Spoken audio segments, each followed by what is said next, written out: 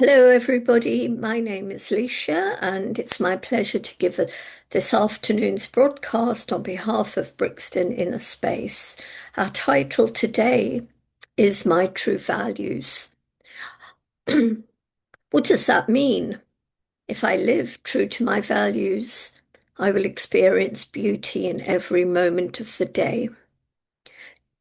Being true to your values means living and making decisions when it's difficult, inconvenient, unpopular even.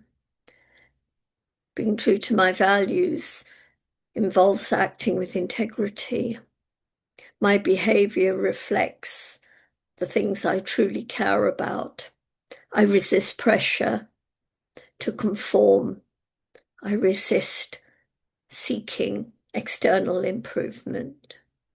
Let me tell you a story of how a young man who seemed to have no values, very unhappy young man who suddenly discovered them. Ravi was one of my students. When he arrived in the school, he was always in trouble.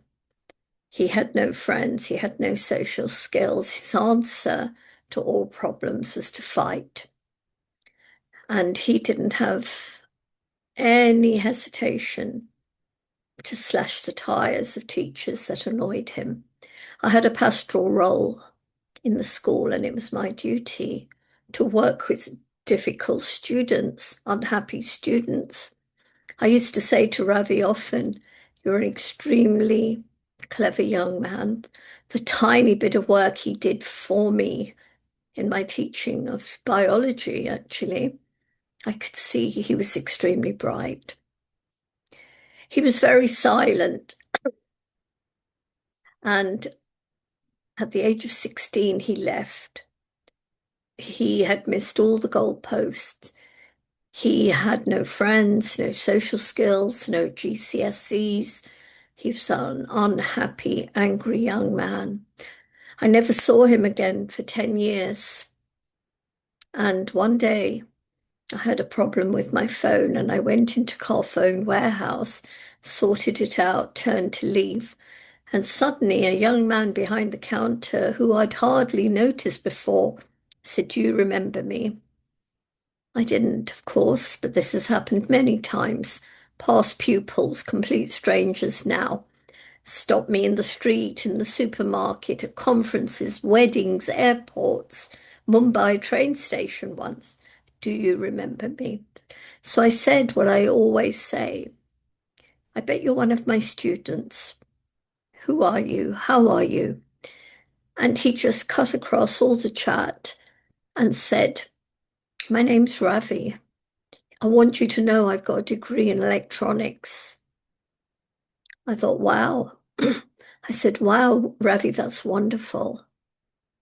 How did that happen?" I remembered him immediately, all the trouble that he caused for himself, his anger. I remembered him immediately. He said, "When I left school, I knew I had to change, so I changed." Simple as that. Well, actually, this massive turnaround in his life took all of his true values, courage and realization. He had hit the bottom, and he knew that his life was not going anywhere. He knew now he needed to change. And what does that mean? Managing your life, managing 3, 4 A levels, navigating university, managing your time. No one there to tell you what to do. If you did it, great. If you didn't, no one cared. I was so delighted. And we started to chat. I asked him what he was going to do with his degree, and it was quite an amazing experience for me. He had become a cordial, friendly, self-assured young man. He was wearing an extremely smart suit. And the way he chatted with me, I felt so proud of him. I never saw him again, but all of us have this deep desire to live up to our full potential, to do what is right, to live clean, decent, honest lives. And when we are true to our values of honesty and decency, we experience a sense of well-being, which is a huge protection in these challenging times. What are your core values? Thank you so much for your time and warmest good wishes to you. Om Shanti. Bye bye now. Bye bye.